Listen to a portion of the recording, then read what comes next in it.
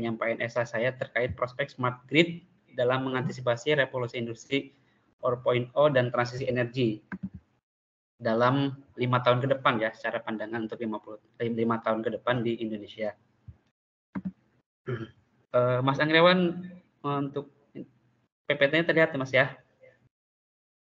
Terlihat Mas, jelas Mas. Oke. Ya, sebelum membahas terkait prospek, pandangan saya terkait prospeknya, mungkin kita perlu menyampaikan terkait apa itu smart grid. Smart grid kan merupakan integrasi sebuah jaringan teknologi, komunikasi serta perangkat lunak untuk memonitor sebuah sistem tenaga listrik, mulai dari sistem pembangkitan, transmisi, serta seluruh sistem jaringan distribusi sampai ke beban ya.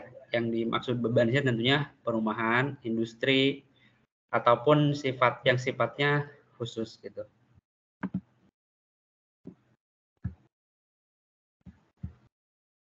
Selanjutnya terkait penerapannya di Indonesia sih seperti apa sih? Berdasarkan penuturan Kementerian SDM di Indonesia sendiri, teknologi smart grid sebetulnya sudah dimulai dilakukan penerapannya mulai dari tahun 2020. Nah, dalam penerapannya ini melalui kementerian juga dengan nomor yang telah disampaikan di PPT nomor 39/20 Mem 2019, sebetulnya Indonesia juga untuk menunjang penerapan menghadapi revolusi industri 4.0 ini, dari pemerintah juga telah menyiapkan aturan ataupun sebagai aturan untuk mendorong ya Indonesia untuk menerapkan teknologi smart grid dimulai dari tahun 2020 untuk penerapannya. Dalam penerapan smart grid di Indonesia juga sebetulnya perlu dilakukan secara bertahap, karena mengingat tentunya pertimbangan kesiapan sumber daya manusia, teknologi yang sudah ada pada saat ini, serta kesiapan biaya, karena tentunya pembangunan smart grid ini tentunya perlu memerlukan biaya yang besar ya, apalagi melihat Indonesia yang tentunya sebagai negara yang sebagai kepulauan yang terbesar, salah satu di dunia, tentunya hal tersebut sangat sulit untuk diterapkan ya di Indonesia kalau misalkan kita bicara secara nasional. Nah, revolusi industri 4.0 juga sebetulnya kan ada beberapa tahapan yang dimulai dari industri 1.0 ya, yang berarti lebih membangun Indonesia pendekatan teknologinya terhadap mesin, yaitu yang mungkin pada abad 1800-an, 1900 mungkin kita sudah sebetulnya dikenalkan dengan industri 1.0. Untuk selanjutnya ada industri 2.0. Ini dimulai manusia sudah memulai dikenalkan dengan perangkat komputer ya, untuk membantu industri ataupun kebutuhan sehari-harinya.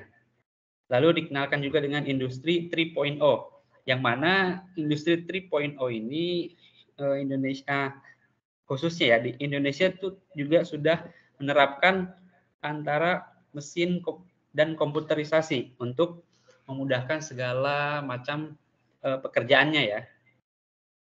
Yang mana Indonesia juga pada saat ini mulai untuk menerapkan industri 4.0-nya, yang mana ini berhubungan dengan komputer, mesin, dan nirkabel atau internet ya, untuk menunjang teknologi yang mungkin sampai saat ini sudah sangat berkembang dengan pesat lah ya, dibanding dengan industri 1.0. Bila kita bandingkan perbedaannya, tentunya untuk industri 4.0 sendiri ini sangat signifikan ya perbedaannya dibanding dengan revolusi industri sebelumnya.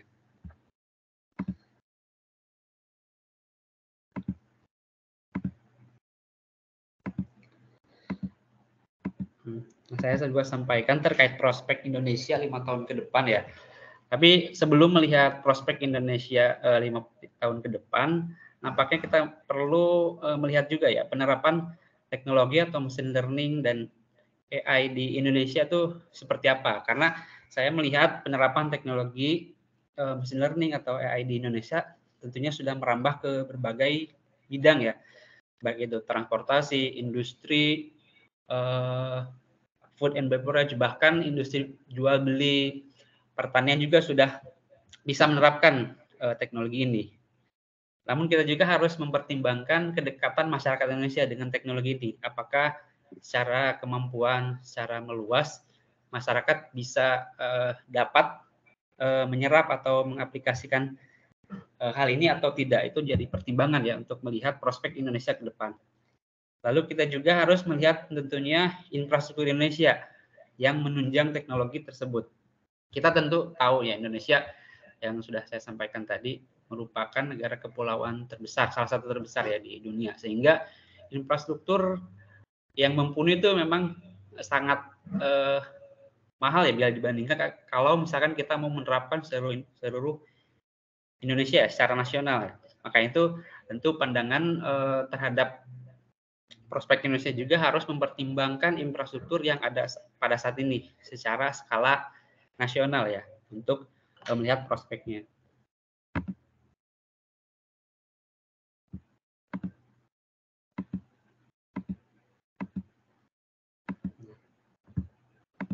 Nah, dilihat dari latar belakang tadi ya, maka pandangan saya terkait prospek Indonesia menerapkan perkembangan smart grid untuk mengantisipasi revolusi industri 4.0 itu tentunya dari saya pribadi sih dilihat perkembangan penerapan teknologi yang sudah ada di Indonesia, saya tepat optimis ya dengan perkembangannya karena melihat bahwa masyarakat Indonesia kebanyakan sekarang mobilitasnya tinggi, memiliki jangkauan terhadap komunikasi yang baik ya, karena mungkin Indonesia juga salah satu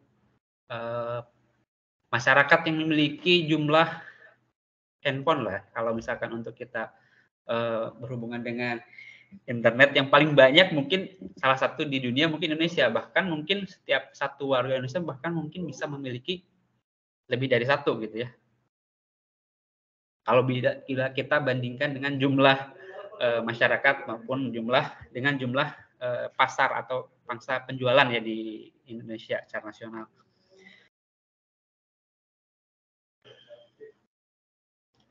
Namun dari sisi tersebut, masyarakat Indonesia juga belum sepenuhnya menjangkau teknologi untuk jaringan internetnya karena ya itu tadi infrastruktur yang memerlukan jangkauan yang luas ya bila dibandingkan secara nasional itu tentunya akan menyulitkan pemerintah maupun pelaku usaha atau operator baik ini PLN maupun jaringan yang nyiapin jaringan untuk menyiapkan infrastruktur tersebut.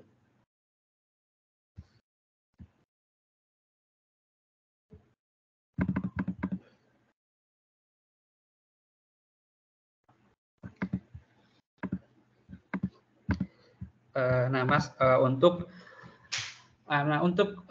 selanjutnya terkait smart meter untuk transisi energi ya.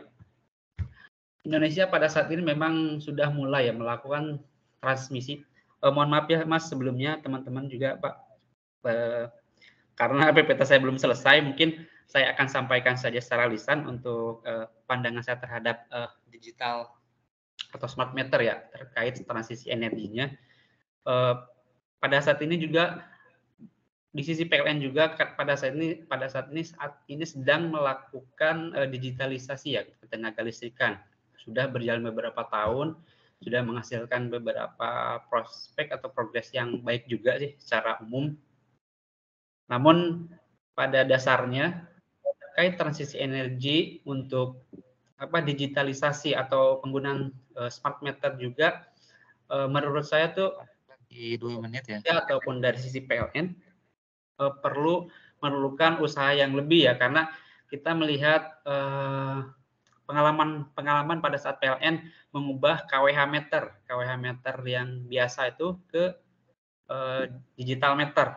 Itu tentu tidak semua pihak bisa menerima dan bisa memahami perubahan tersebut ya, mutasi tersebut karena di berbagai daerah banyak juga yang menolak terhadap perubahan ini, entah itu berbagai alasan, entah seolah-olah jadi mahal tagihannya atau seolah-olah malah tidak efisien dan tidak efektif.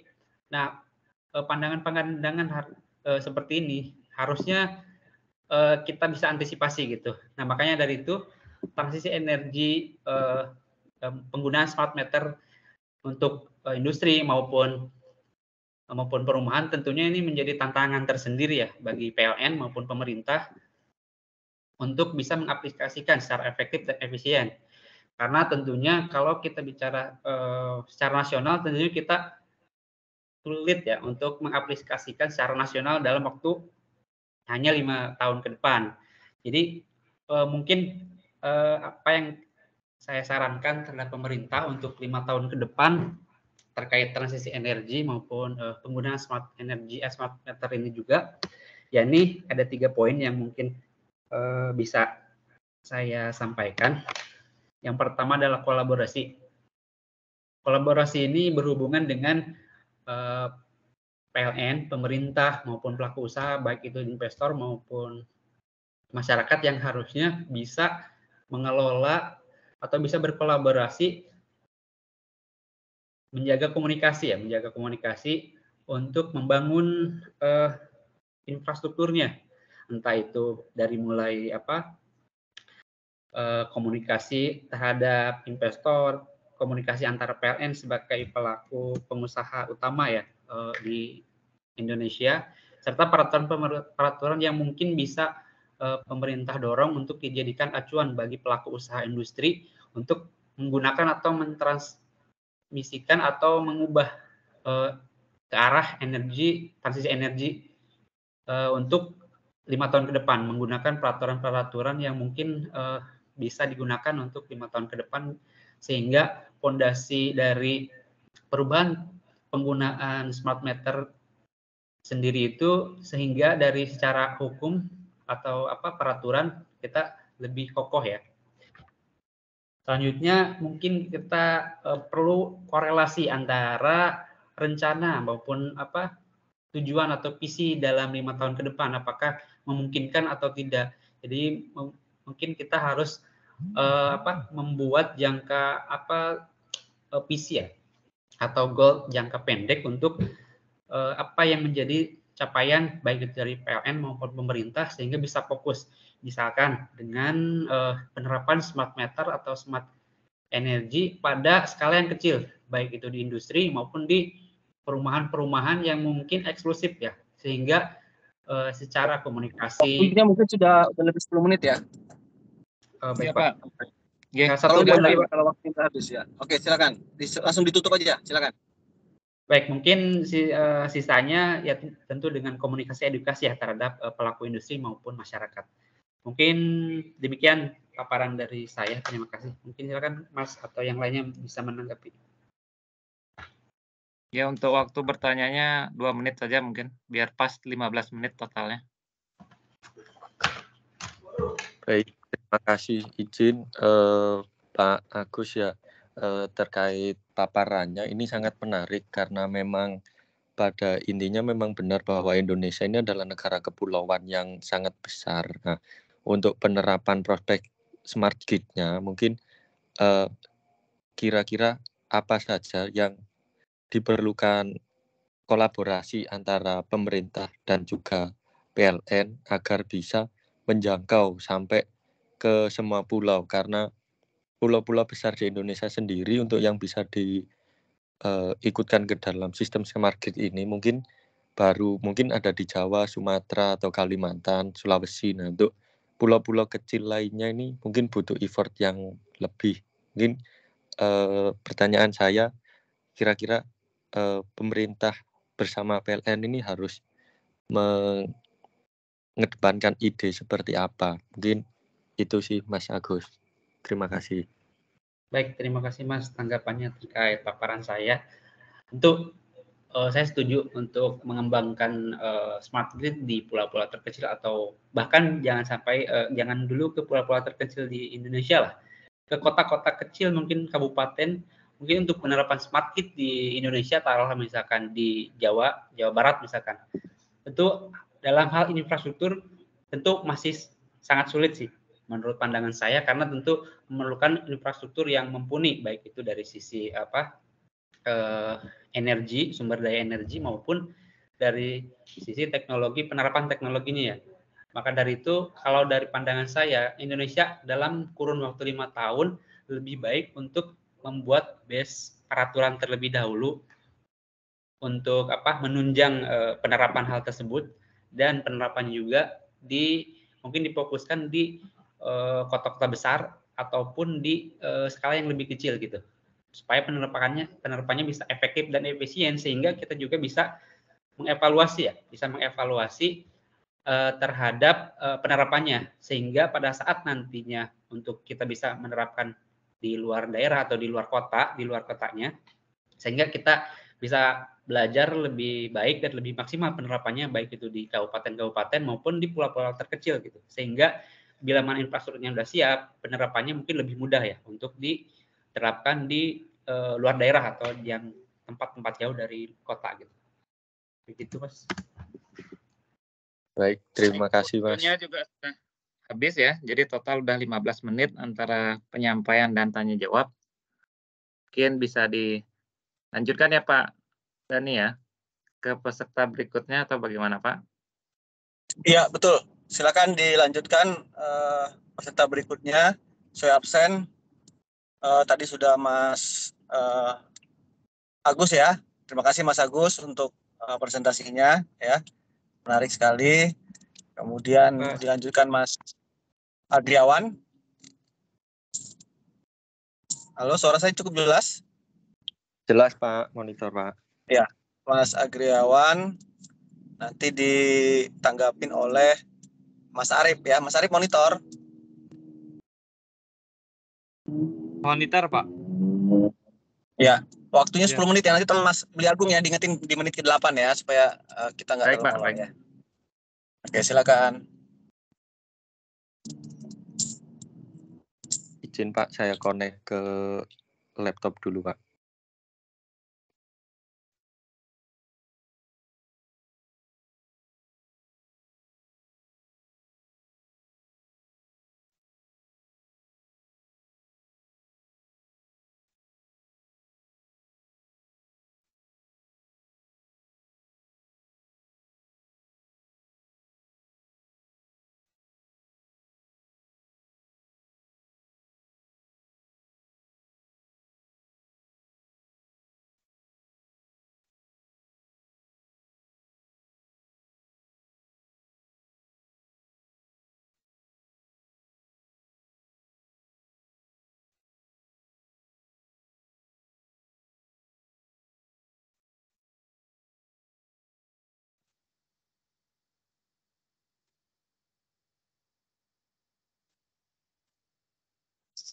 Izin Pak, apakah PPT-nya sudah terlihat? Sudah, tinggal slideshow aja ya. Oke, baik Pak. Terima kasih. Assalamualaikum warahmatullahi wabarakatuh. Selamat malam teman-teman semuanya. Mohon izin, saya Griawan Reza Kusuma akan mempresentasikan prospek smart grid dalam 5 tahun ke depan jika diterapkan di Indonesia. Yang pertama, kalau dilihat secara kondisi geografis bahwa memang benar bahwa Indonesia ini terdiri dari banyak pulau dan hampir tercatat pada tahun 2021 itu ada sekitar kurang lebih 17.000 pulau di Indonesia.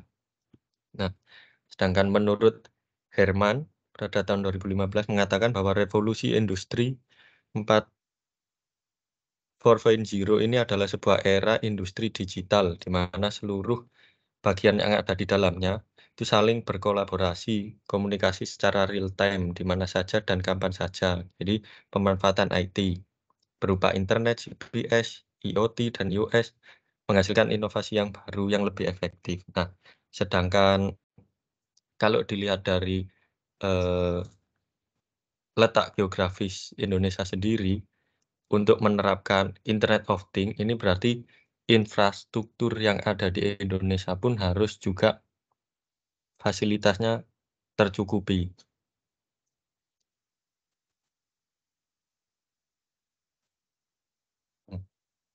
Mungkin izin karena smart grid ini adalah sistem yang menggabungkan teknologi informasi dan komunikasi digital 2 arah pada proses ketenagalistrikan, mulai dari pembangkit sampai dengan ke retail atau konsumen. Jadi sebetulnya jika ini diimplementasikan di Indonesia itu sangat bagus karena dari sistem pembangkitan sampai dengan sistem di retail sampai ke pelanggan itu dapat dimonitor dengan jelas dan detail. Jadi bisa dilihat real time secara kapanpun. Ini mungkin keuntungannya jika smart grid ini diimplementasikan, pembangkit itu akan mengurangi emisi CO2 karena di setiap rumah pun bisa menggunakan PLTS dan itu nanti bisa terkoneksi. Di sisi transmisinya juga bisa untuk memanfaatkannya, apalagi di sisi pelanggan. Jadi pelanggan akan bisa secara real time memonitor penggunaan listriknya ataupun untuk efisiensi penggunaan listrik di dalam rumahnya.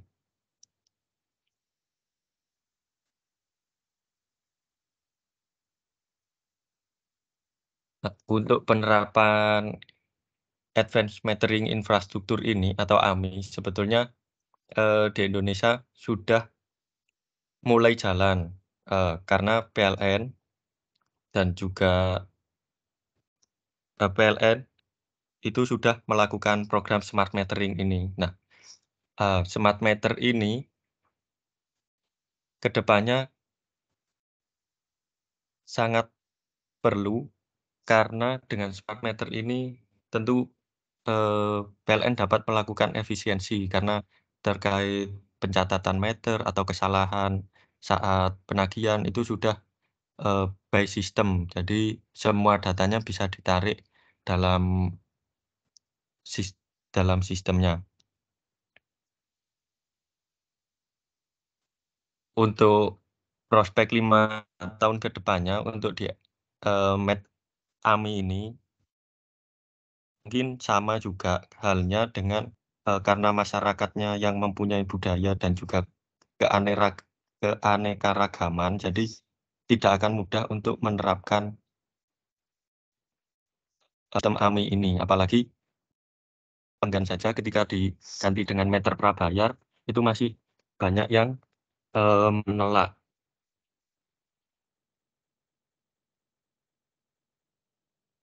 Ya, ini mungkin kesimpulannya pengembangan smart grid ini dilakukan untuk menjawab isu-isu transisi energi, dekarbonisasi, digitalisasi, dan decentralization.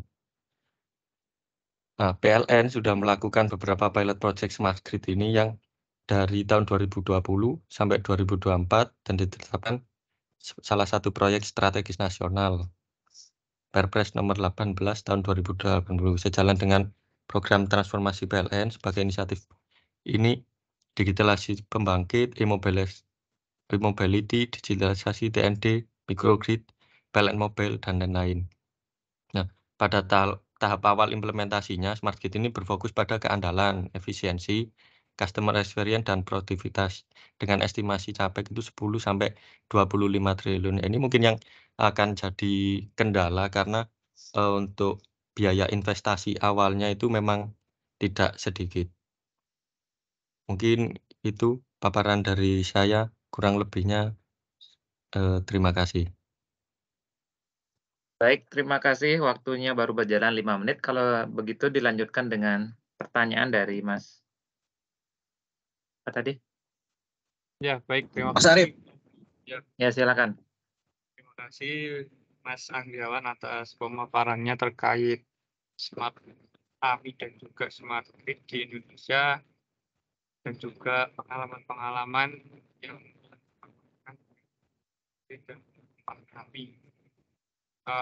Untuk penerapan AMI sendiri dan juga smart grid sendiri, Indonesia sebetulnya juga sudah memulai, yaitu dengan pionirnya itu perusahaan listrik negara ya sebagai pionirnya, yang mana konsep smart grid itu menjawab isu-isu terkait dengan transisi energi tadi yang telah disampaikan, yaitu pengurangan karbon, digitalisasi, dan desentralisasi. Nah, intinya untuk smart grid dan juga AMI itu kan sebetulnya sebuah infrastruktur yang dapat memonitoring pekerjaan suatu manusia, ya. Istilahnya memudahkan sumber daya manusia dalam mengelola sumber daya energi, yaitu sumber daya listrik itu sendiri. Namun saya izin bertanya, mungkin agak di luar konteks penyampaian, apakah perkembangan prospek smart grid di Indonesia ini dapat mempengaruhi sumber daya manusia yang ada di PLN? Maksud saya, entah itu dengan semakin canggihnya teknologi ataupun teknologi-teknologi yang nanti akan berkembang, apakah akan mempengaruhi sumber daya manusia yang ada di PLN itu sendiri? Maksud saya seperti kayak mungkin dengan tergantikannya teknologi terdapat pengurangan jumlah pegawai atau mungkin sejenisnya. Mungkin pandangan Mas Anggriawan dari sisi kami atau kita sebagai sumber daya manusia yang ada di PLN itu bagaimana selain dimudahkan di dalam pekerjaannya. Nanti ke depannya dampaknya apa yang akan terjadi? Mungkin itu dari saya. Terima kasih Mas Anggriawan. Baik, terima kasih Pak Arif atas tanggapannya. Jadi memang benar untuk proses digitalisasi ini memang kedepannya akan berpengaruh kepada sumber daya, misalkan terkait pengurangan ataupun tergantikannya manusia dengan robot itu memang pasti terjadi. Tapi yang tidak dapat kita pungkiri adalah meskipun dengan digitalisasi tetap butuh orang untuk memonitoring ataupun mengendalikan karena tidak semuanya itu bisa berjalan dengan otomatis kecuali ada orang yang siap monitoring, evaluasi ataupun mengkontrol itu tetap butuh human. Kalau menurut saya sih ya, karena secanggih apapun digitalisasi itu ataupun robot AI-nya itu tetap butuh kita. Kecuali dari sisi yang sebaliknya tentu akan sangat menghemat atau efisiensi anggaran seperti penerapan ammeter tadi. Jadi untuk petugas pencatatan meter atau apa itu mungkin sudah tidak diperlukan sama halnya dengan kayak IndiHome ini. Jadi pemakaian KWH-nya langsung bisa ke-record setiap bulan, jadi tagihannya otomatis muncul dan bisa dibayarkan. Mungkin seperti itu sih, jadi lebih ke efisiensi anggaran. Baik Mas Anggriawan, terima kasih atas jawabannya. Mungkin cukup sekian dari saya. Baik, waktu totalnya 10 menit, pas. Jadi kita stopkan ya, cukupkan ya. Untuk berikutnya Pak Dani, siapa? Silakan. Berikutnya, makasih ya Mas Anggriawan untuk presentasinya. Selanjutnya Mas Arif ya. Mas Arif presentasi nanti ditanggapi oleh Arindra. Arinda ini monitor. Iya Pak, monitor. Oh, Pak Arindra ya. Silakan. Ya Pak, izin share screen Pak.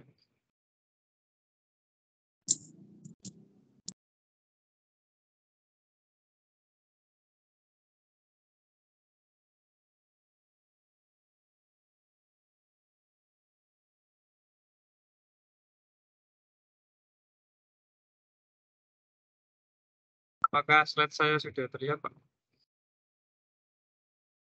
Ya, sudah. Silakan. Baik, terima kasih sebelumnya.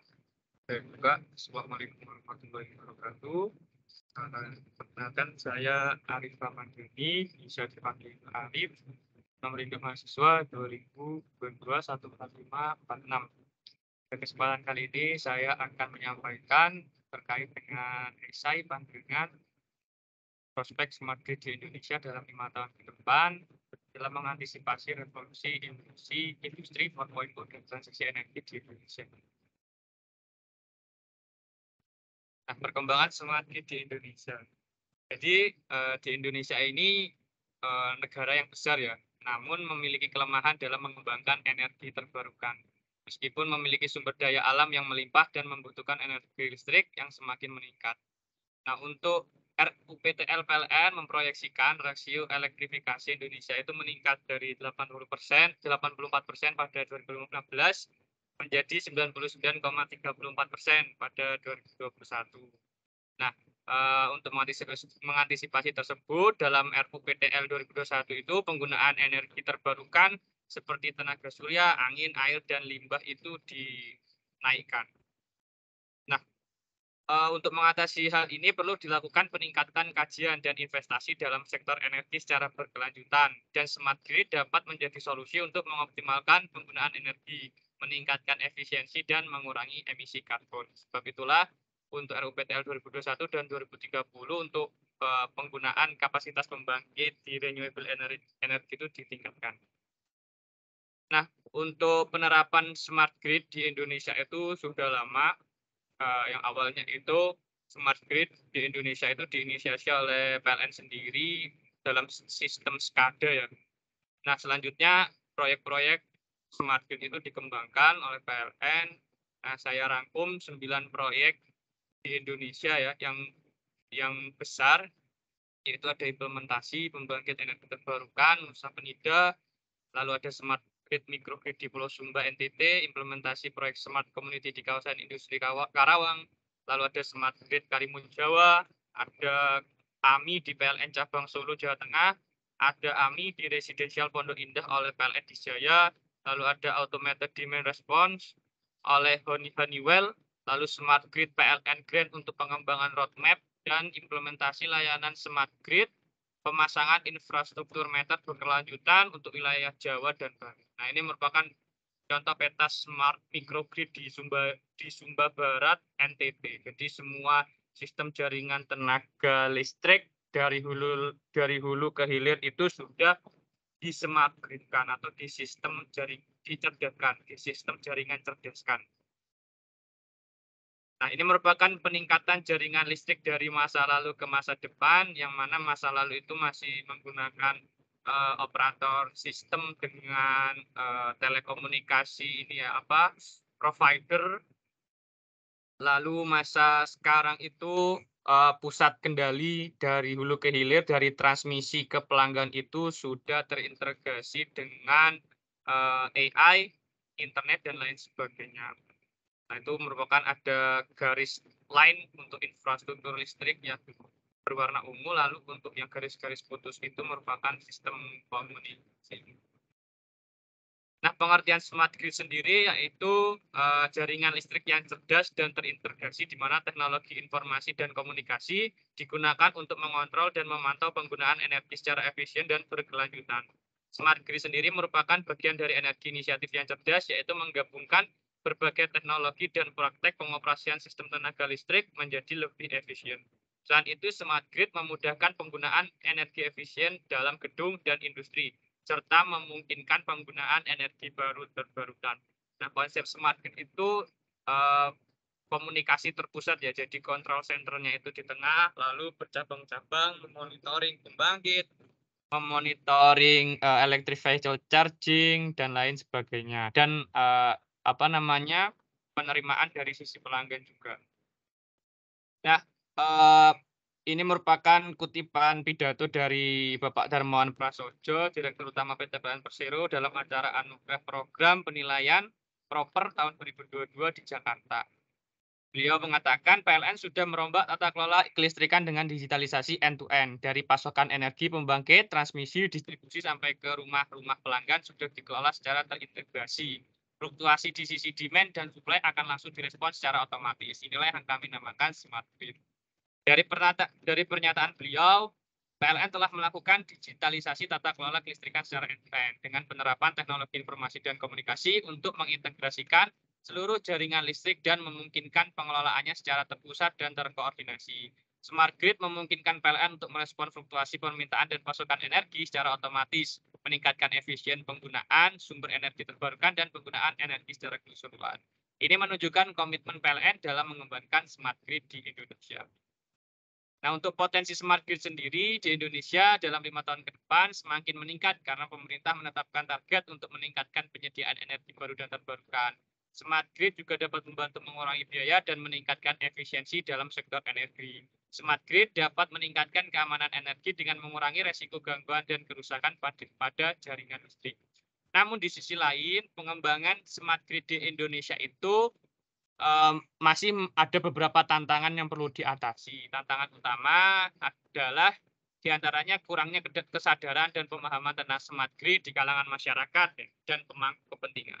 Selain itu dibutuhkan kerjasama dan koordinasi yang erat antara pemerintah, sektor swasta, dan masyarakat untuk memfasilitasi investasi dan pembangunan infrastruktur dan teknologi yang diperlukan. Selanjutnya yaitu implementasi Advanced Metering Infrastructure AMI. AMI itu merupakan smart meter dalam smart grid di Indonesia, memiliki potensi untuk meningkatkan efisiensi dan keandalan sistem kelistrikan serta memberikan manfaat bagi pelanggan dan masyarakat secara keseluruhan. Smart meter memungkinkan pelanggan memantau konsumsi energi mereka secara real time, membantu mengurangi konsumsi energi dan biaya tagihan listrik, serta membantu penyediaan listrik mendeteksi masalah dan meningkatkan keandalan pasokan listrik. Nah, pemerintah dan PLN telah memperkenalkan program AMI dan Smart Meter dengan rencana memasang sekitar 5 juta smart meter di seluruh Indonesia. Jadi sistem AMI itu merupakan sistem komunikasi dari pelanggan ya, agar memudahkan untuk penyaluran beban dari pembangkit menuju ke rumah-rumah pelanggan. Nah, penerapan AMI dan Smart Meter di Indonesia dapat meningkatkan efisien dan keandalan sistem kelistrikan, tetapi masih menghadapi tantangan seperti keterbatasan infrastruktur jaringan listrik dan edukasi yang masih perlu ditingkatkan. Pemerintah dan PLN dapat meningkatkan aksesibilitas dan infrastruktur jaringan listrik, serta meningkatkan pemahaman dan edukasi masyarakat tentang manfaat dan penggunaan smart meter. Diperlukan juga sistem billing yang transparan. Data yang terkumpul oleh smart meter dikirimkan secara teratur dan akurat, dan privasi data pelanggan dijaga dengan menerapkan standar keamanan yang ketat. Kesimpulannya untuk bahasan kali ini, Smart Grid memiliki prospek yang cerah di Indonesia dalam 5 tahun ke depan untuk mengantisipasi revolusi industri 4.0 dan transisi energi di Indonesia. Salah satu contoh Smart Grid yaitu AMI, dapat membantu meningkatkan efisiensi dan keamanan energi, mengurangi biaya, peningkatan keandalan, dan menciptakan peluang investasi dan lapangan kerja. Penerapan AMI yang efisien di Indonesia dapat dilakukan dengan memastikan ketersediaan infrastruktur jaringan listrik yang memadai, meningkatkan pemahaman dan edukasi masyarakat, menerapkan sistem billing yang transparan, mengoptimalkan pengumpulan dan pengolahan data, serta menjaga privasi dan keamanan data pelanggan. Kerjasama dan koordinasi antara pemerintah, sektor swasta, dan masyarakat sangat penting untuk mempercepat pengembangan smart grid di Indonesia. Terima kasih, mungkin sekian presentasi dari saya. Apabila ada yang ditanyakan terkait presentasi saya, silakan. Ya, waktunya 8 menit lebih 30 detik. Oke, silakan dilanjutkan dengan pertanyaan dari Mbak Arinda. Baik, terima kasih kesempatannya. Terima kasih juga untuk pemaparannya, Mas Arief. Izin bertanya, Smart Grid ini kan merupakan inovasi yang baru ya, yang diinisiasikan oleh PLN. Pasti kan dalam setiap inovasi tersebut ada kekurangannya atau tantangannya. Nah, tadi kan sudah ada saran juga untuk pemerintah dan PLN-nya. Nah, dari Mas Arief sendiri, sarannya untuk masyarakatnya ini gimana selain memberikan sosialisasi ke masyarakat tentang inovasi tersebut yang memberikan banyak keuntungan? Terima kasih. Baik, terima kasih untuk pertanyaannya terkait edukasi kepada masyarakat.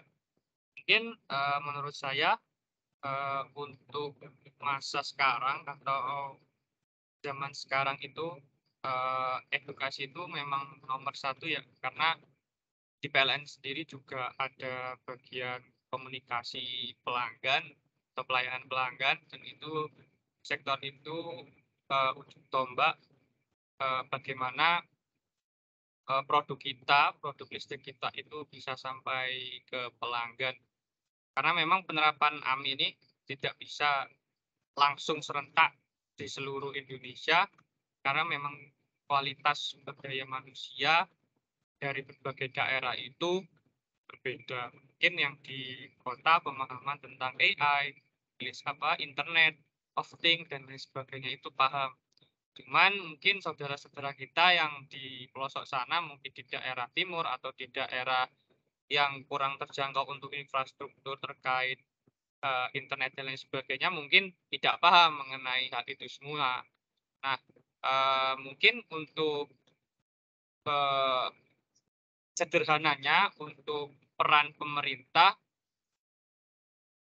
itu masih tetap dengan cara persuasif, karena memang teknologi itu untuk mendistribusikan menjelaskan kepada masyarakat itu tidak dalam satu metode. Jadi mungkin untuk yaitu tadi untuk mungkin masyarakat kota untuk pendekatannya dengan cara A, mungkin masyarakat desa pendekatannya dengan cara B. Namun terlepas dengan kita mendekati atau mempersuasifkan masyarakat akan smart grid ini mempunyai dampak yang besar, dari masyarakatnya sendiri harus memang cepat-cepat atau memiliki open-minded, pemikiran terbuka bahwasanya perkembangan teknologi disrupsi itu benar adanya. Karena maka dari itu mau nggak mau manusia itu harus menerima dengan perkembangannya teknologi itu. Jadi ya apabila tidak ya maka kita akan menjadi negara yang ketinggalan, negara yang keterbelakangan. Karena memang smart grid itu memang dampaknya bagi kelistrikan Indonesia itu sangat tinggi ya, maksudnya mempermudah penyaluran energi dari hulu ke hilir. Mungkin itu saja yang bisa saya sampaikan terkait dengan edukasi ke masyarakat kita. Baik, terima kasih Mas Arif ya. Jadi total waktunya 12 menit 30 detik. Cukup ya Pak Dani. Berikutnya siapa Pak Dani? Atau mungkin ada yang mau nanya lagi kalau masih ada waktu selain Mbak Arinda, mungkin ada lagi. Kalau masih 12 menit. Kalau ada, kalau enggak ya kita bisa lanjut. Ada lagi yang mau nanya ke Mas Arif?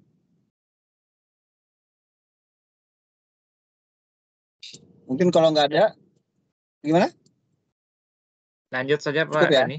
Ya, cukup satu Oke. penanya aja ya. Oke, ya udah. Oke, selanjutnya Mbak Arinda ya. Presentasi Baik, ditanggapi Mas Bayu. Mas Bayu monitor? Halo Pak, monitor Pak. Ya, oke, silakan dipersiapkan Mbak Arinda. Timekeepernya ya Mas Agung, Beli Agung ya. Baik Pak.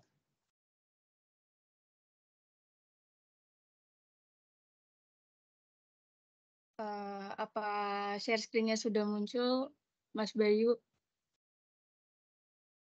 Sudah Mbak? Baik. Jadi di sini saya akan mempresentasikan mengenai esai saya yang judul Prospek Smart Grid dan juga implementasi Smart Meter yang ada di Indonesia.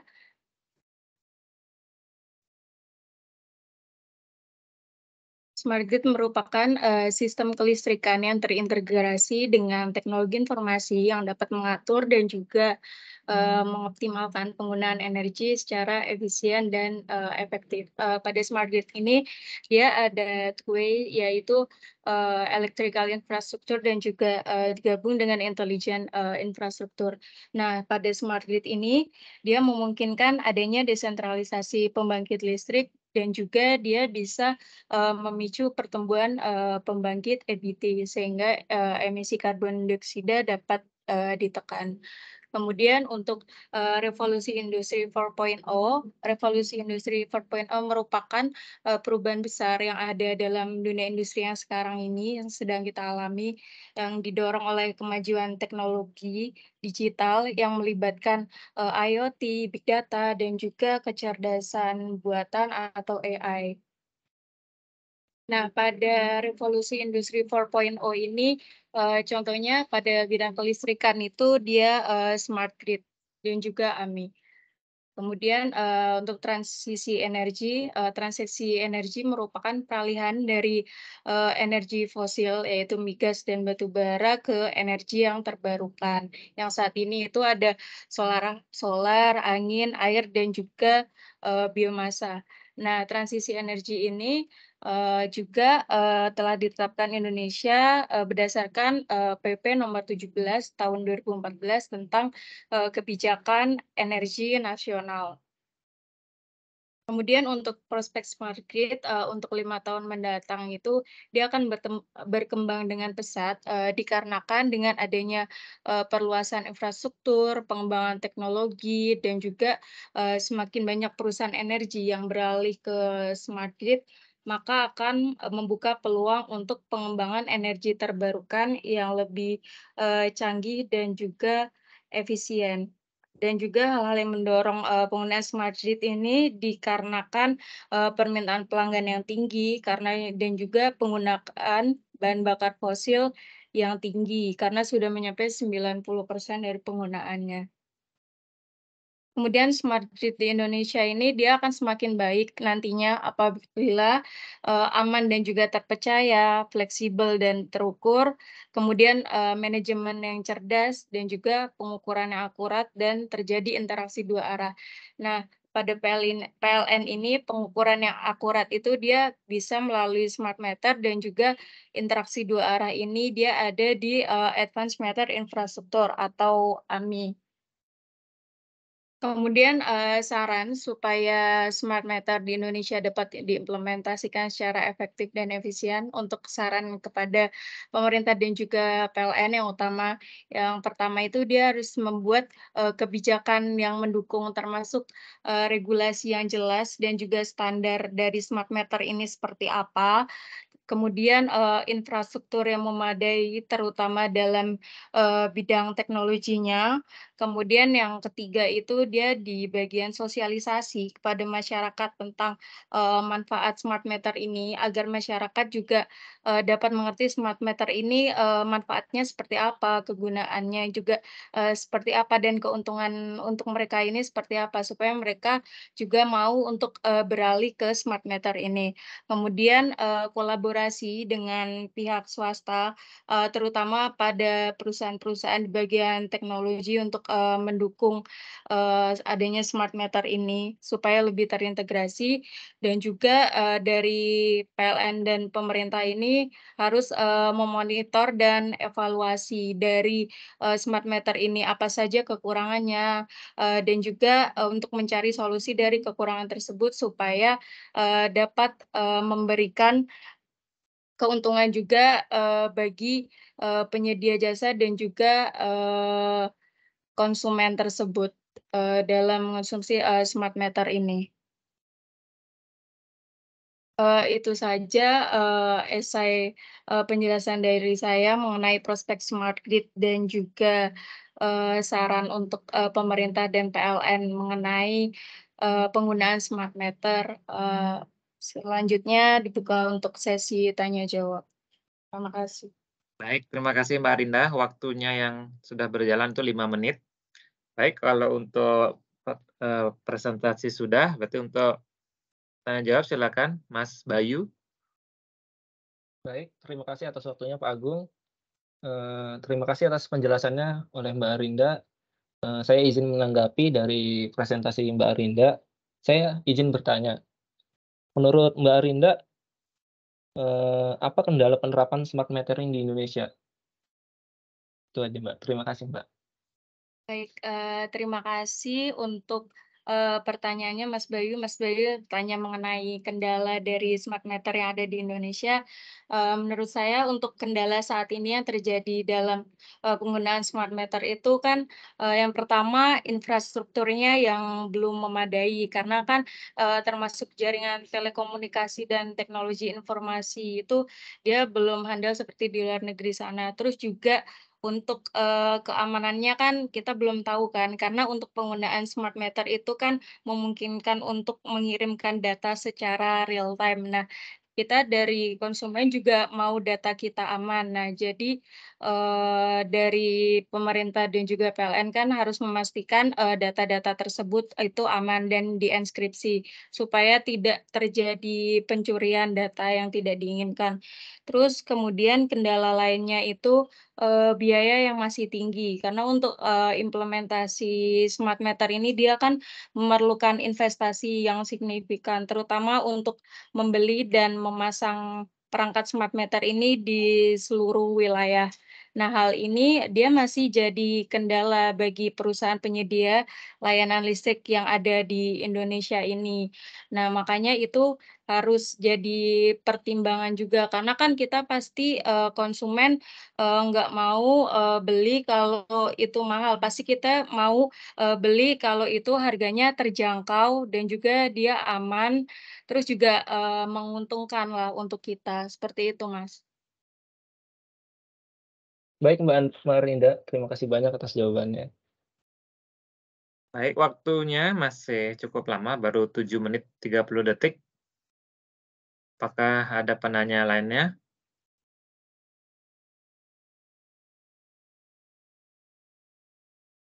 Mungkin tidak ada ya, atau lanjut saja. Yang berikutnya, Mas Bayu yang presentasi, kemudian yang bertanya dari siapa Pak Dhani, mohon izin? Mas Dika ya, Dika Mahendra monitor. Monitor Pak Dhani. Ya, silakan Mas Bayu disiapkan. Ya Pak, izin share screen Pak.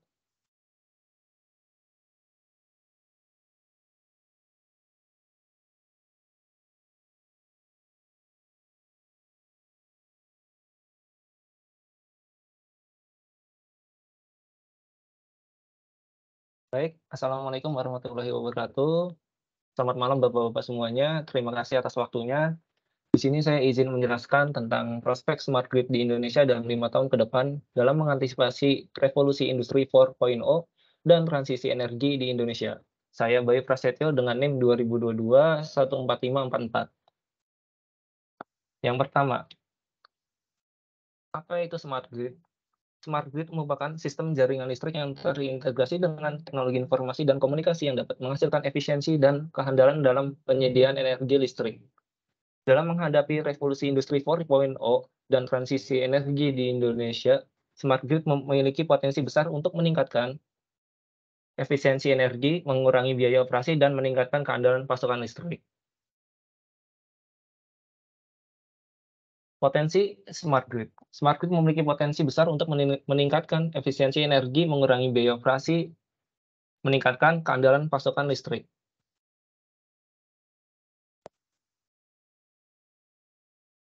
Selanjutnya, smart metering. Dalam penerapannya, smart grid memiliki beberapa komponen kunci. Hal tersebut meliputi smart metering, yang memungkinkan komunikasi dua arah antara utilitas dan pelanggan, termasuk fasilitas penyimpanan energi seperti baterai isi ulang dan kendaraan listrik atau pembangkitan yang tersebar. Apa itu smart metering? Smart meter merupakan salah satu komponen penting dalam implementasi smart grid. Smart meter adalah meter listrik yang dapat mengukur penggunaan energi secara real-time dan mengirimkan informasi ke penyedia layanan listrik secara otomatis. Di Indonesia, PT PLN Persero dan pemerintah Indonesia sudah menerapkan langkah-langkah untuk menerapkan smart meter di Indonesia. Yang pertama yaitu program Advanced Metering, yaitu AMI. Pemerintah Indonesia melalui Kementerian Energi dan Sumber Daya Mineral (ESDM) telah menginisiasi program AMI yang bertujuan untuk meningkatkan efisiensi distribusi energi listrik, meningkatkan akurasi pengukuran dan tagihan listrik, serta memfasilitasi penggunaan energi yang lebih efisien oleh konsumen. Program ini merupakan menjadi dasar bagi pemasangan smart meter di Indonesia. Yang kedua, inisiatif pemerintah untuk meningkatkan literasi masyarakat mengenai smart meter. Pemerintah Indonesia terus melakukan upaya untuk meningkatkan literasi masyarakat mengenai smart meter melalui kampanye-kampanye edukasi dan sosialisasi. Yang ketiga, kerjasama dengan pihak swasta dan internasional. PT PLN terus melakukan kerjasama dengan pihak swasta dan internasional untuk mempercepat penerapan smart meter di Indonesia. PT PLN telah bekerja sama dengan beberapa perusahaan asing dalam pengadaan smart meter serta melakukan kerjasama dengan beberapa perusahaan teknologi dalam pengembangan infrastruktur pendukung. Lanjut. Apa aja keunggulan penerapan smart metering di Indonesia? Yang pertama, potensi pasar yang besar. Indonesia memiliki populasi yang besar sehingga pasar untuk menerapkan smart metering juga besar. Hal ini menarik minat dari industri teknologi dan energi listrik untuk berinvestasi dan mengembangkan teknologi smart meter di Indonesia. Yang kedua, dukungan dari pemerintah dan PLN. Pemerintah Indonesia dan PT PLN telah menunjukkan dukungan mereka terhadap penerapan smart metering dengan mengembangkan program-program dan inisiatif untuk mendorong penggunaan smart metering di Indonesia. Yang ketiga, kemajuan teknologi. Teknologi smart meter terus berkembang pesat, termasuk pengembangan teknologi IoT, Internet of Things, Big Data Analytics, dan kecerdasan buatan, yang dapat memperkuat kemampuan smart metering untuk meningkatkan efisiensi energi dan penghematan biaya. Yang keempat, pengalaman dalam penerapan energi terbarukan. Indonesia memiliki pengalaman dalam penerapan energi terbarukan seperti angin, matahari, dan hidro, yang dapat dipasang pada smart metering untuk memonitor dan mengoptimalkan penggunaan energi terbarukan. Yang kelima, potensi penghematan biaya. Dalam penerapan smart metering, konsumen dapat memantau dan mengoptimalkan penggunaan energi mereka, sehingga dapat menghemat biaya energi yang tinggi. Hal ini dapat juga mengurangi tekanan pada infrastruktur jaringan energi listrik yang padat di beberapa wilayah Indonesia. Selanjutnya, kendala penerapan smart metering di Indonesia. Yang pertama yaitu regulasi dan kebijakan yang belum imbang. Hingga saat ini masih beberapa regulasi dan kebijakan yang harus disesuaikan untuk memfasilitasi penggunaan smart meter secara luas di Indonesia. Misalnya masih terdapat peraturan yang membatasi penerapan smart meter pada pelanggan dengan daya tertentu. Yang kedua, infrastruktur yang belum memadai. Smart meter memerlukan infrastruktur yang memadai termasuk jaringan telekomunikasi dan teknologi informasi yang handal untuk dapat beroperasi secara efektif dan optimal. Namun, infrastruktur di Indonesia masih perlu ditingkatkan untuk dapat mendukung penerapan smart meter yang lebih luas. Yang ketiga, biaya yang masih tinggi. Implementasi smart meter yang memerlukan investasi yang signifikan, terutama untuk membeli dan memasang perangkat smart meter di seluruh wilayah. Hal ini masih menjadi kendala bagi perusahaan penyedia layanan listrik karena harus mempertimbangkan biaya. Yang keempat, tingkat literasi dan kesadaran masyarakat yang masih rendah. Smart meter memerlukan keterampilan dan literasi teknologi dari pengguna agar lebih efektif dan optimal, terutama dalam memahami cara kerja dan memanfaatkan penggunaan smart meter. Namun masih ada beberapa masyarakat yang kurang akrab dengan teknologi, sehingga pemanfaatan smart meter masih belum optimal. Lalu saran saya untuk PT PLN dan pemerintah Indonesia dalam penerapan smart meter yaitu pertama meningkatkan literasi masyarakat mengenai smart metering, memperkuat infrastruktur jaringan dan telekomunikasi, yang ketiga mengembangkan standar keamanan dan privasi data. Oke, terima kasih dari Bapak-Bapak semuanya. Demikian dari presentasi saya. Baik, terima kasih Mas Bayu. Waktunya 6 menit 45 detik. Untuk berikutnya yaitu sesi tanya jawab. Silakan Mas Dika ya. Iya, Trisna. Malam, Mas Bayu. Selamat malam, Pak Dika. Pak Hanu, lengkap banget tuh presentasinya, Mas. Gila. Hanu ya. Sangat berbobot. Mantap. Ini nih, apa namanya? Mas Bayu orang PLN ya, Mas ya?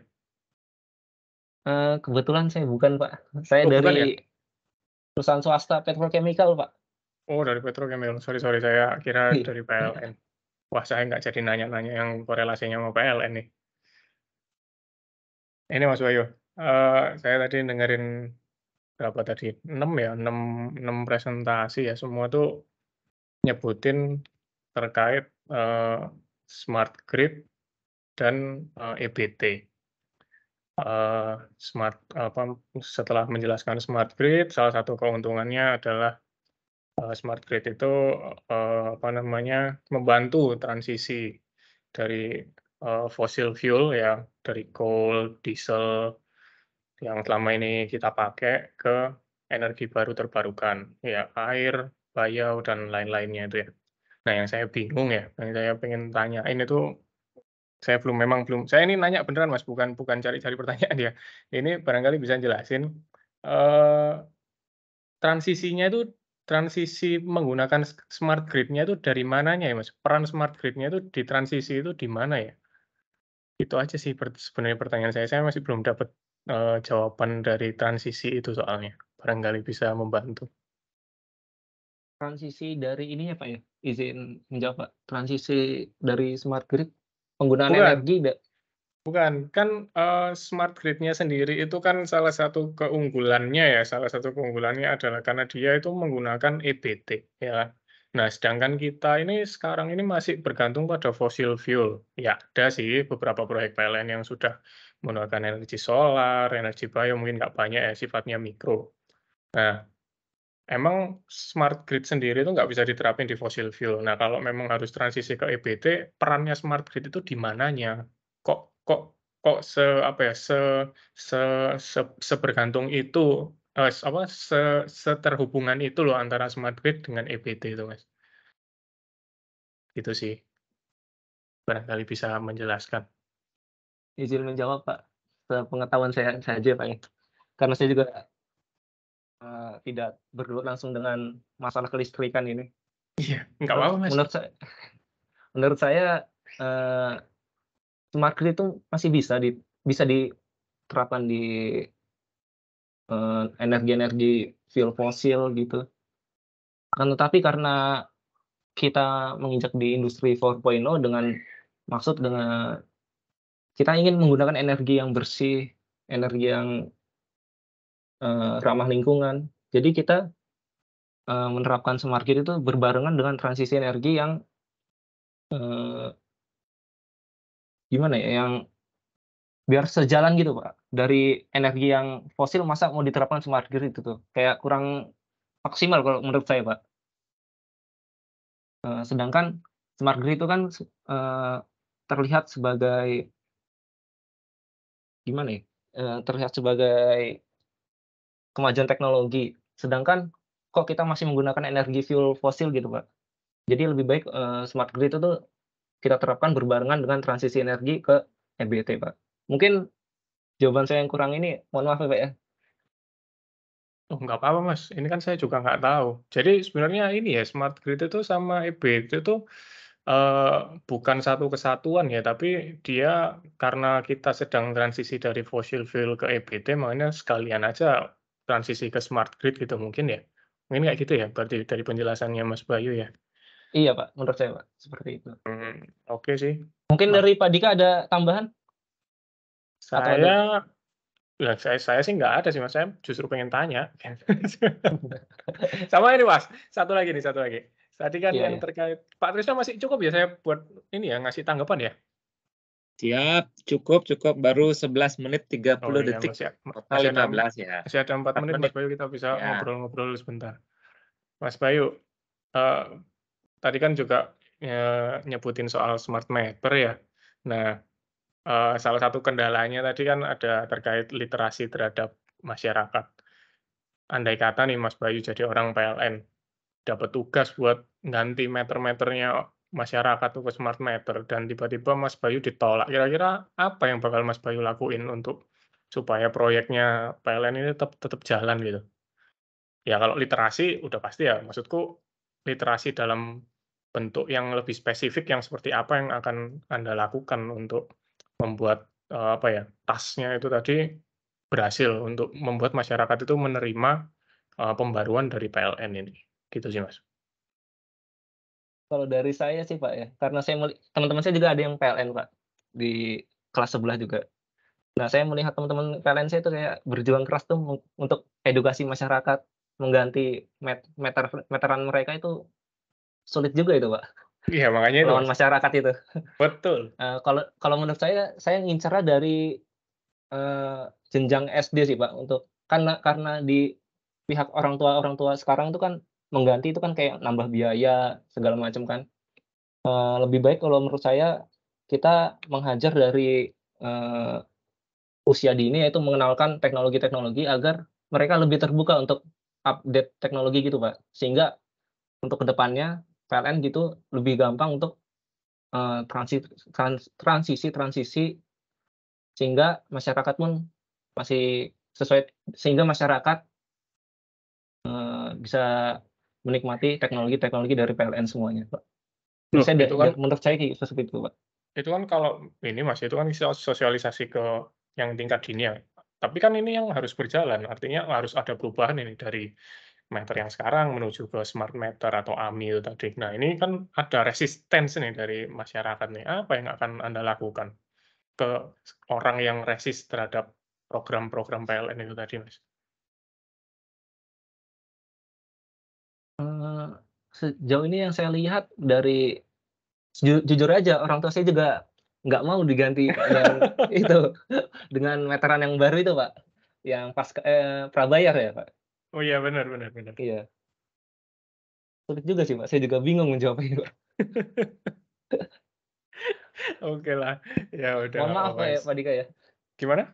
Mohon maaf jika Nggak jawabannya apa-apa, nggak kurang apa-apa. ini. Saya kan juga mencoba mencari jawaban atas apa yang saya tanyakan ini tadi, bukan berarti saya cari-cari. Memang kenyataannya begitu kok. Yang apalagi yang mungkin kalau ada teman-teman distribusi yang bisa cerita tentang experience-nya mereka di lapangan tuh kayak gimana. Kalau saya sih orang transmisi ya nggak terlalu berhadapan kayak gitu. Oke sih dari saya, thank you Pak Bayu untuk Waktunya sama saya presentasinya. transmisi. Terima kasih Pak Dika. Ya, waktunya juga sudah habis ya, 14 menit 45 detik. Oke, kalau sudah cukup dari Mas Bayu, selanjutnya Mas Dika yang presentasi, kemudian yang bertanya siapa ya? Pak Dani, mohon izin. Erlista Gita. Oke, Mbak Erlista ya. Monitor ya Mbak Erlista. Saya langsung Ya, aja monitor, Pak. Pak Krisna ya. Iya siap, saya riset dulu waktunya. Bentar Silakan Pak. Pak Dika. Bentar Pak, saya tunggu dulu. Saya lemot Oke. ini laptopnya. Tunggu, masih loading. Ya, saya kasih waktu dulu, persiapkan.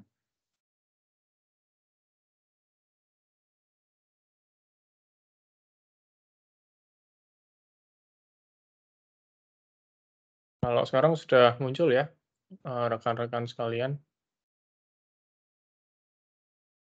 Udah, Mbak. Udah ya, Mbak Erlista. Malam, Mbak Erlista dan rekan-rekan sekalian.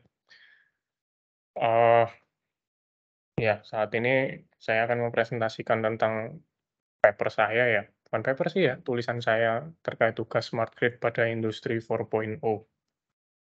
Ya, udah 7 pemateri menjelaskan apa itu smart grid. Seharusnya teman-teman juga udah katem ya, kurang lebih sama sih apa yang akan saya jelaskan ya. Smart grid itu sebuah sistem jaringan listrik yang terintegrasi dengan teknologi informasi dan komunikasi.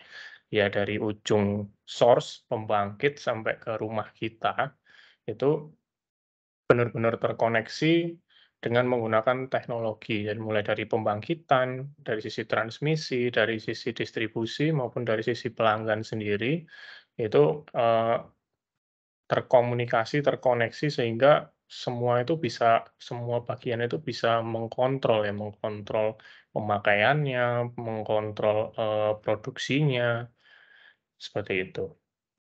Nah, di industri 4.0 sendiri ya, terutama di Indonesia, itu potensinya smart grid ini sangat besar.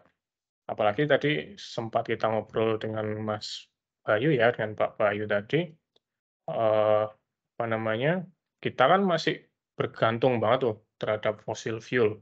Batu bara, diesel, itu kan sebagai source utama pembangkitan listrik kita saat ini, kita bisa menikmatin listrik, kita bisa pakai laptop, pakai HP, ngecas HP, kita bisa pergi ke mall, jalan-jalan, menikmati semuanya. Ini ya termasuk walaupun digembor-gemborkan mobil listrik, juga pembangkitannya masih menggunakan fossil fuel. Nah, seiring dengan ngetrennya smart grid ini tadi ya, ngetrennya smart grid ini tadi, PLN kan juga menerapkan programnya 4 pilar itu ya, Green, Lean, Inovatif, dan Customer Focus. Salah satunya di Green adalah kita transisi dari fossil fuel ke EBT, energi baru terbarukan, solar cell, tenaga angin, tenaga air, dan semacamnya. PLN akan bertransisi ke situ dengan terintegrasi juga dengan smart grid. Sorry. Nah, implementasinya smart grid sendiri ya, tentunya pasti ada kelebihan dan kekurangannya. Di satu sisi kita membahas kelebihannya, itu tentunya sistem yang lebih handal, computerized, sudah bukan menggunakan kontrol manusia lagi. Kalau misal ada teman-teman yang mungkin bekerja di transmisi, dulu teman-teman melakukan manuver menggunakan mimic board, sekarang menggunakan HMI, udah nggak perlu lagi yang namanya buka tutup DS di ontel itu kan udah nggak perlu, tapi sekarang udah tinggal klik-klik, udah bisa terbuka. Ya, seperti itu adalah sistem yang lebih handal. Jadi ketika dalam cuaca apapun, dalam kondisi apapun, sistem tetap bisa dilakukan kontrol. Lalu selain itu, kita juga bisa mengkontrol konsumsi energi. Ini lebih dari sisi pelanggan ya, baik dari sisi transmisi adalah pelanggan dari pembangkit, distribusi adalah pelanggan dari transmisi, dan kita juga adalah pelanggan dari distribusi. Semua bagian tadi juga bisa mengontrol konsumsi energinya masing-masing. Oh, aku hari ini sudah menggunakan sekian watt. Oh, aku sebulan ini sudah menggunakan sekian banyak energi. Nah, dengan kita bisa mengkontrol energinya tadi, tentunya kita bisa melangkah ke sisi efisiensi energi kalau dari sisi pelanggan. Kalau dari sisi pembangkitan, ya tentunya dia juga bisa memprediksi, oh ternyata customer-ku menggunakan segini, jadi aku harusnya bisalah menyediakan energi sebesar ini.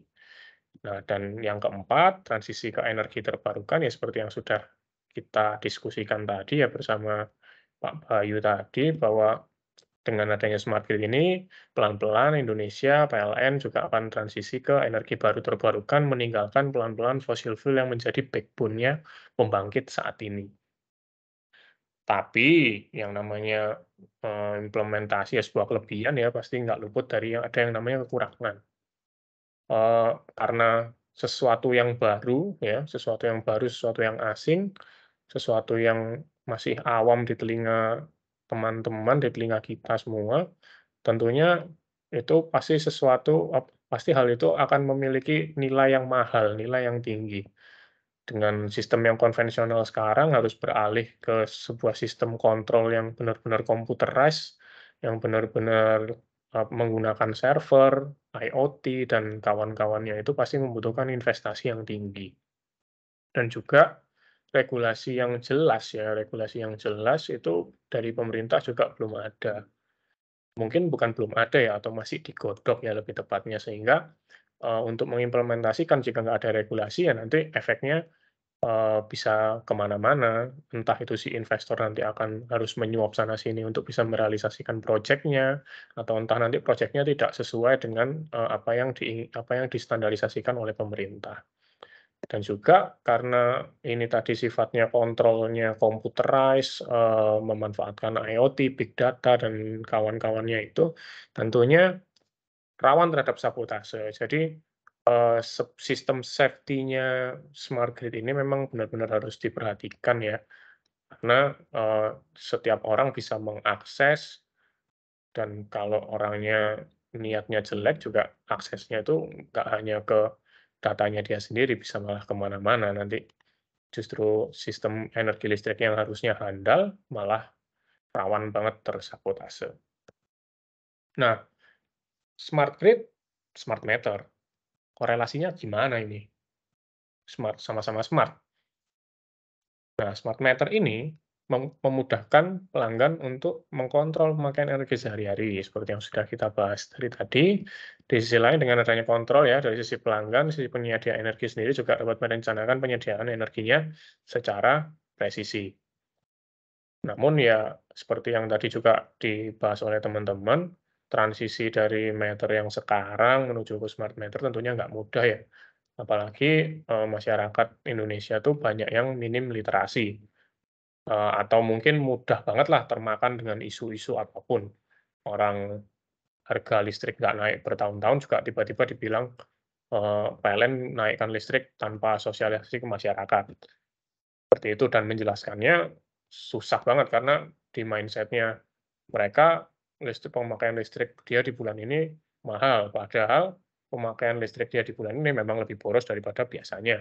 Tapi nyalakan PLN, memang lebih mudah menyalahkan orang lain. Gitu ya Mbak Erista ya. Biasanya perempuan nih gampang nyalain pacarnya nih. Gitu. Nah, mengedukasi masyarakat untuk menerima sesuatu yang baru ini kan nggak gampang ya.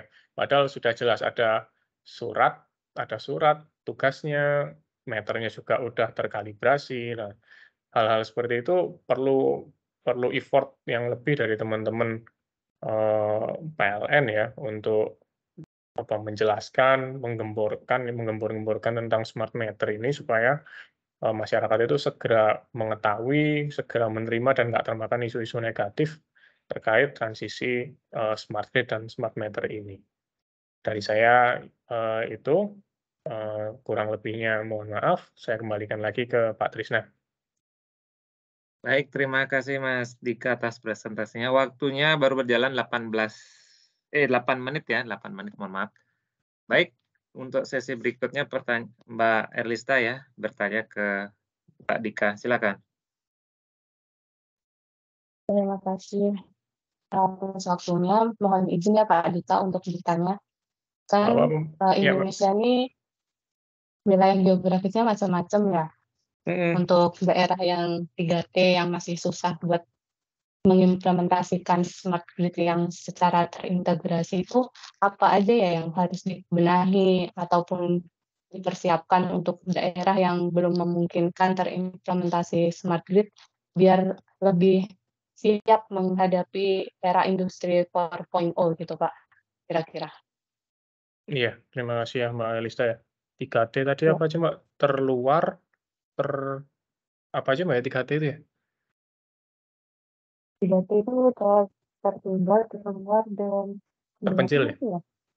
Ya, terpencil. Terpencil, iya. Emang rada susah sih Mbak, udah tertinggal, terluar, terpencil, mau diapain lagi. Ya, jadi kalau menurut saya sih Mbak ya, mau menerapkan apapun itu kalau infrastrukturnya memang belum siap ya akan sulit ya. Jadi apalagi urusannya sama daerah yang tertinggal, terluar, terpencil. Wah, udah susah sekali itu. Kalau menurut saya ini perannya pemerintah yang di sini masif banget ini. Jadi nggak cuman dari PLN ataupun pihak-pihak yang terkait dengan si smart grid-nya ini aja ya yang perlu ya. Bagaimana caranya dari teman-teman PLN maupun swasta yang akan menerapkan smart grid, kalau smart grid di tempat-tempat seperti itu, kalau infrastruktur di wilayah-wilayah situ memang belum memadai.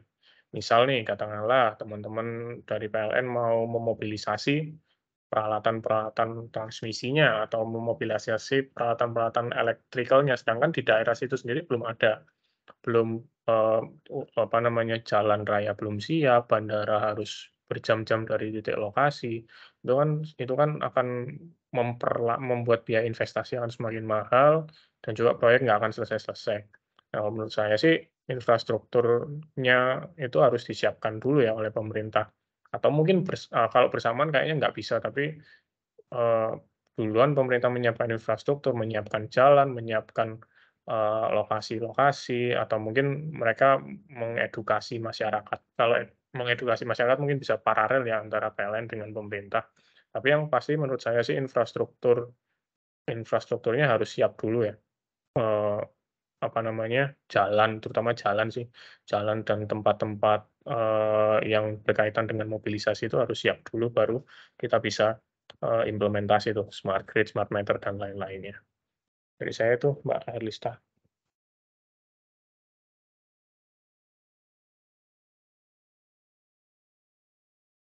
Baik, cukup ya. Waktunya sudah 11 menit. Iya, Pak Erlista.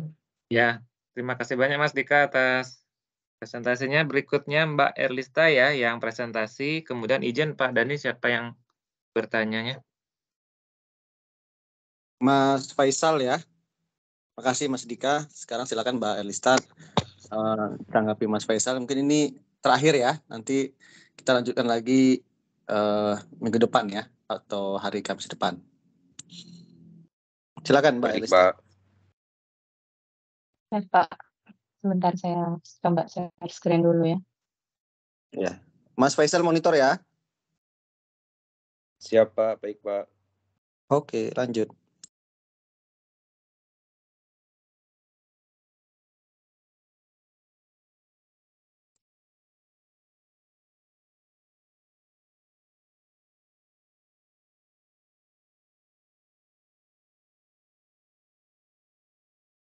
Sudah terlihat belum ya layarnya?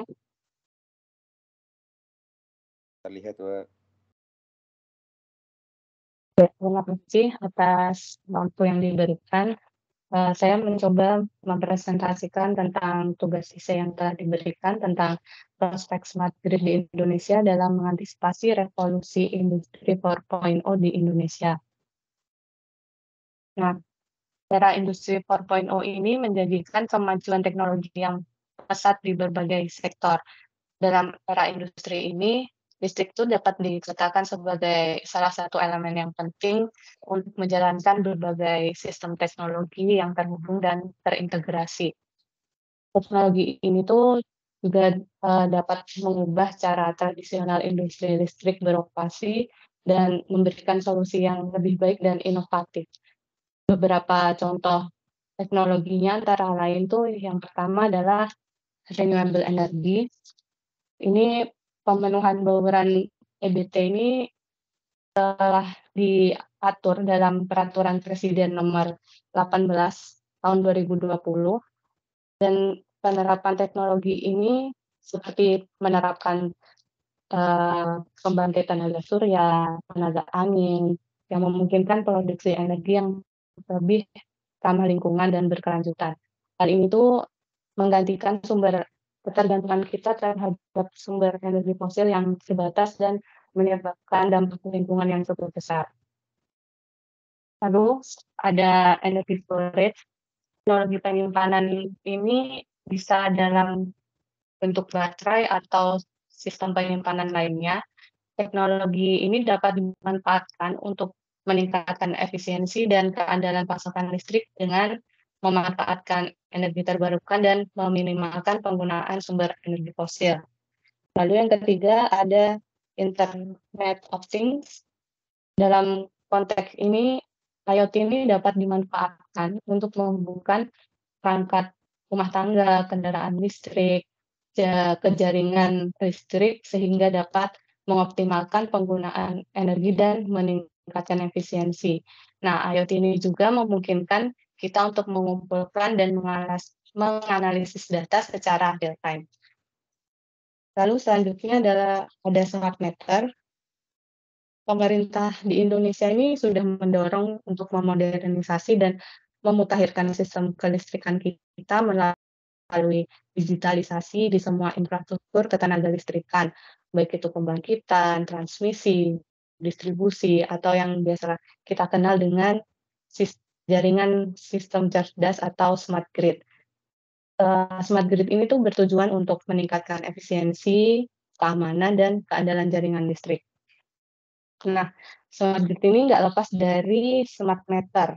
Salah satu komponen dari smart grid ini adalah smart meter. Smart meter itu dapat membantu smart grid untuk mengumpulkan data penggunaan energi yang akurat dan real time sehingga memungkinkan smart grid itu untuk mengoptimalkan pengiriman energi listrik, mengurangi biaya operasi, dan meningkatkan efisiensi energi.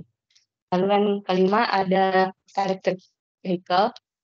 Peran PLN sendiri di bidang electric vehicle ini terletak pada penyedia infrastruktur charging system ya, atau bisa kita sebut dengan SPKLU, dan ini sudah diatur dalam Peraturan Pemerintah Nomor 55 Tahun 2019, dan PLN sendiri telah membuat standar mengenai spesifikasi charging system itu di SPLN Nomor D3030 tahun 2017.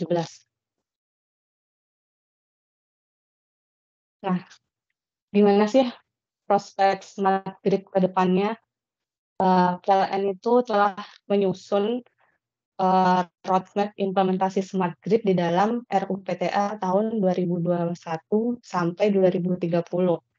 Nah, kira-kira ini saya ambil dari RUPTL, roadmap-nya seperti ini. Untuk tahun 2021 sampai 2025, itu memfokuskan pada keandalan, efisiensi, customer experience, dan produktivitas grid-nya. Sedangkan untuk tahun 2026 seterusnya, itu fokusnya pada ketahanan, customer engagement, sustainability, dan self-healing. Nah, tahun 2021 sampai 2025 ini, roadmap-nya adalah meningkatkan keandalan, efisiensi, dan pengalaman pelanggan dan produktivitas jaringan distribusi melalui pengembangan dan implementasi smart grid di kawasan industri. Lalu ada juga pengimplementasian automatic dispatch system, lalu ada juga pengembangan smart microgrid di daerah dengan penetrasi pembangkit energi baru dan terbarukan yang tinggi. Lalu ada pengimplementasian AMI, ada juga pengembangan pusat kontrol yang lebih canggih dan lebih terintegrasi. Lalu untuk 2026 sampai 2030, itu fokusnya meningkatkan ketahanan, keterlibatan pelanggan, keberlanjutan, dan kemampuan self-healing jaringan distribusi melalui implementasi smart grid. Lalu yang kedua, mengembangkan sistem perlindungan yang lebih adaptif dan efisien untuk menjaga keamanan dan keandalan jaringan. Lalu yang ketiga, mengganti substation tradisional dengan substation digital yang lebih canggih. Lalu menggunakan teknologi analisis data untuk memprediksi kinerja pembangkit listrik dan mengoptimalkan operasinya. Lalu ada juga pengembangan platform e-mobility untuk mengoptimalkan pengoperasian dan penggunaan stasiun pengisian kendaraan listrik. Lalu ada juga penggunaan teknologi blockchain untuk meningkatkan keamanan dan efisiensi jaringan distribusi listrik. Nah, tantangan implementasi revolusi industri 4.0 di Indonesia. Implementasi teknologi smart grid ini bertujuan untuk menjawab tantangan sistem ketenaga listrikan di Indonesia. Apa aja sih tantangan sistem ketenaga listrikan di Indonesia itu? Yang pertama itu ada efisiensi operasi. Nah, losses di kita itu masih tergolong cukup tinggi. Data dari transmisi data dari ASEAN itu rata-rata 7,3%, sedangkan di data PLN itu lossesnya masih di sekitar 9,32%. Terus yang kedua ada peningkatan keandalan pelayanan. Nah, keandalan kita ini masih kurang ya, ditunjukkan dengan mungkin nilai SAIDI kita yang masih tinggi. Lalu yang ketiga, implementasi energi bersih. Terbukti dengan kita masih tergantung dengan pembangkit dengan energi fosil, dan sektor ketenaga listrikan di Indonesia itu memproduksi emisi CO2 sebesar 195,9 tonne CO2 per tahunnya. Lalu untuk keberlanjutan pemanfaatan energi fosil ini terbatas.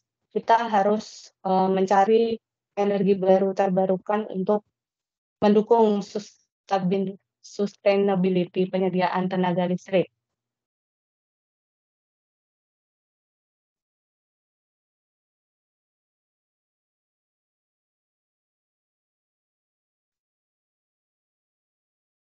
Namun di sisi lain, PLN itu juga dihadapkan pada beberapa tantangan dalam menghadapi listrik era 4.0 ini. Di antara lain, kebutuhan energi listrik yang meningkat. Indonesia ini masih sangat bergantung pada energi fosil, padahal sumber energi fosil itu semakin hari semakin terbatas. Tapi berapa Pak? Waktu untuk presentasinya lagi 2 menit. Oh, oke, siap Pak. Cepat ya. Nah, terus yang kedua ada teknologi smart grid yang belum optimal. Kita perlu terus mengembangkan teknologi smart grid itu agar dapat digunakan secara efektif dan efisien. Yang ketiga ada regulasi dan kebijakan kita itu masih belum memadai. Kita perlu memperhatikan regulasi dan kebijakan yang berlaku terkait dengan penyediaan listrik yang meliputi tentang tarif listrik dan penggunaan smart meter juga. Lalu keamanan cyber yang semakin kompleks, keamanan dan privasi kita itu menjadi tantangan yang penting dalam pengembangan ini. Kelemahan keamanan ini tuh dapat memberikan dampak serius seperti kerugian finansial atau gangguan pada pasokan listrik yang mengancam keamanan nasional. Lalu ada juga keterbatasan infrastruktur di daerah terpencil. Lalu implementasi, gimana sih cara mengimplementasikan smart grid secara efektif dan efisien? Untuk kota-kota besar, implementasi smart grid itu kita fokusnya pada pengembangan jaringan listrik yang lebih canggih dan terintegrasi dengan sistem teknologi informasi ya. Tapi untuk daerah 3T, kita masih belum bisa menerapkan hal itu. Untuk secara umum, menjadikan implementasi smart grid efektif dan efisien itu ada beberapa hal yang perlu diperhatikan. Antara lain, yang pertama, perencanaan yang matang. Ini sangat penting untuk menghasilkan implementasi yang efektif dan efisien. Harus mempertimbangkan faktor kebutuhan, permintaan energi listrik, keandalan pasokan, untuk peningkatan efisiensi operasi. Lalu yang kedua ada peningkatan kapasitas SDM. Kita perlu mengadakan pelatihan dan peningkatan kapasitas SDM secara berkala. Yang ketiga ada pengembangan teknologi informasi, inovasi. Pengembangan ini harus dilakukan agar teknologi smart grid itu dapat berfungsi secara efektif dan efisien. Lalu ada juga yang paling penting, keterlibatan masyarakat dalam implementasi smart grid ini sangat penting. Yang kelima, peningkatan kerjasama. Kita PLN dan pemerintah harus bekerja sama dengan pihak swasta dalam rangka mempercepat implementasi smart grid yang efisien dan efektif. Pengembangan teknologi pembiayaan juga harus diperhatikan karena biaya operasi kita pasti yang dibutuhkan juga sangat besar. Dengan memperhatikan hal tersebut, diharapkan implementasi smart grid dapat berjalan dengan efektif dan efisien sehingga dapat menjawab tantangan sistem ketenaga-listrikan di Indonesia untuk menghadapi era industri 4.0 ini. Mungkin dari saya itu dulu. Terima kasih. Baik, terima kasih Mbak Elista. Waktunya sudah 10 menit ya berjalan. Untuk berikutnya adalah sesi tanya jawab. Dari Mas Faisal, silahkan. Mohon izin bertanya. Ya, silahkan Mas. Ini saya tanya terkait smart meter sebenarnya yang tadi nggak ada di presentasi ya. Karena tadi ada beberapa presentasi yang lalu saya belum menemukan sebetulnya ini kalau mau migrasi ke smart meter, ini yang kita tonjolkan untuk ke konsumen itu apa gitu. Maksudnya kita sebagai misalkan kita posisikan sebagai konsumen, kita akan dapat apa jika kita menggunakan smart meter gitu. Mungkin itu jadi salah satu peluru PLN juga ya untuk nanti menggemburkan atau mempromosikan smart meter untuk semua pindah atau migrasi ke smart meter. Mungkin itu aja sih Mbak Elista. Terima kasih. Ya, terima kasih Pak Faisal. Mungkin kita harus mengedukasi ya ke masyarakat. Edukasi itu menurut saya penting banget karena nanti kita harus kasih tahu ke masyarakat apa sih pentingnya smart meter, kenapa kita harus masang smart meter gitu. Kalau mungkin dari saya sebagai masyarakat awam yang nggak ngerti tentang PLN bisa kita persuasif ke masyarakat kalau smart meter tuh lebih memudahkan kita dalam penggunaan listrik, kita bisa kontrol sendiri, kita bisa tahu nanti pemakaian kita berapa, terus misalnya nanti kalau udah ketinggian kita bisa kontrol pemakaian kita, kayak gitu-gitu, Kak.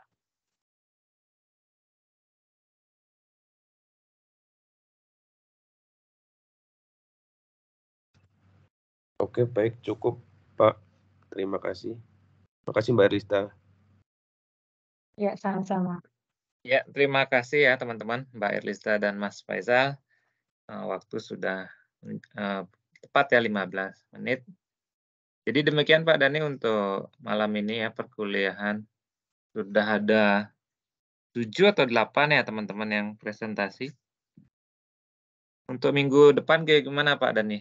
Jadwal UTS-nya? Ya. Mohon izin ini saya sebagai ketua kelas menyampaikan gini Pak Dhani. Untuk tugas pengumpulannya Pak ya, mohon dibijaksanai, diberikan waktu sampai jam 12 malam lah Pak ya, karena ya namanya kami bekerja atau tugas tidak selamanya selalu di kantor, kadang ada di lapangan untuk kembali ke kantor itu atau kembali ke rumah itu supaya ada waktu lah untuk mengerjakannya Pak. Demikian Pak Dhani. Untuk apa ini? Untuk UTS nanti Pak. Jadi jauh-jauh hari saya udah negosiasi itu diserahkan dulu ke dosennya kok. Ya, makasih. Jadi itu diserahkan kembali kesepakatan dosen dan mahasiswa. Jadi nggak apa-apa. Kita kan fokusnya ilmunya lah. UTS itu kan lebih ke administrasi. Ya, harapan kami ya kalau teman-teman serius yang mengerjakan tugas dan bahan presentasi dengan baik ya UTS-nya juga pasti akan baik lah. Jadi intinya karena juga di sini cukup banyak ya pesertanya, nggak apa-apa.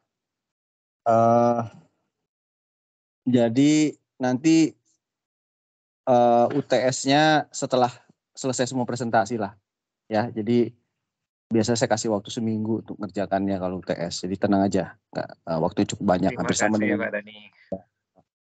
Yang penting kita teman-teman ilmunya dapat, interaktif, jadi bisa.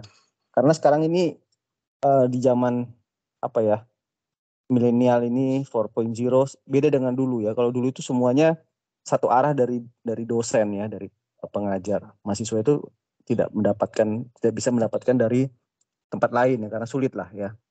Kalau sekarang kan semuanya ada di internet ya. Jadi makanya tujuannya seperti ini adalah bagaimana teman-teman itu termotivasi untuk mengeksplor lebih besar lagi, lebih banyak lagi ya, dan bisa aktif gitu ya untuk mempelajarinya. Ya mudah-mudahan ilmunya jauh lebih banyak didapat ya dibanding kalau hanya satu arah dari dosen gitu ya. Kira-kira seperti itu.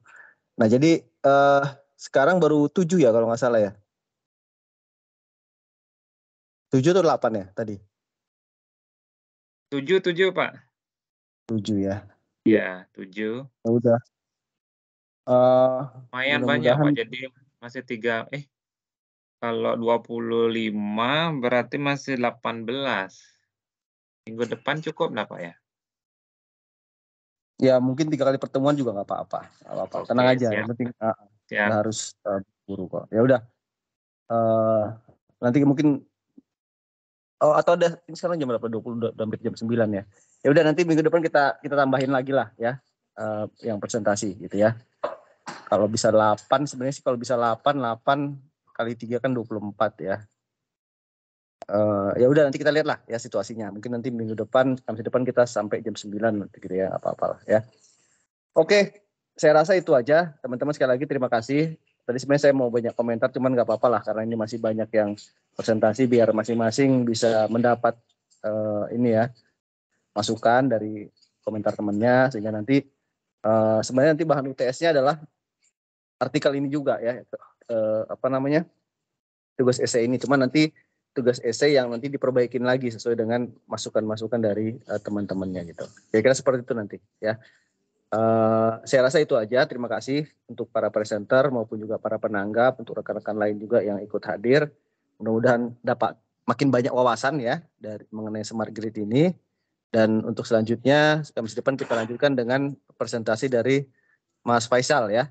Mas Faisal nanti ditanggapi oleh Mas Faros ya. Nah, nanti kita lanjutkan mudah-mudahan bisa selesai dalam ya 2 pertemuan lagi lah ya, nggak apa-apa. Saya rasa itu aja. Silakan. Makasih, Pak. Untuk Silakan. tanggal 18 itu setahu saya sepertinya tanggal merah, Pak. Oke, iya ya. Oke, atau kita geser ke sebenarnya supaya jangan terlalu banyak libur ya. Kalau hari Jumatnya gimana?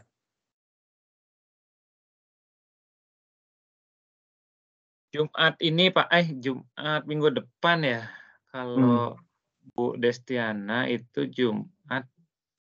Kapan ya? Jumat depan ya teman-teman ya UTS-nya ya? Apa Jumat ini ya?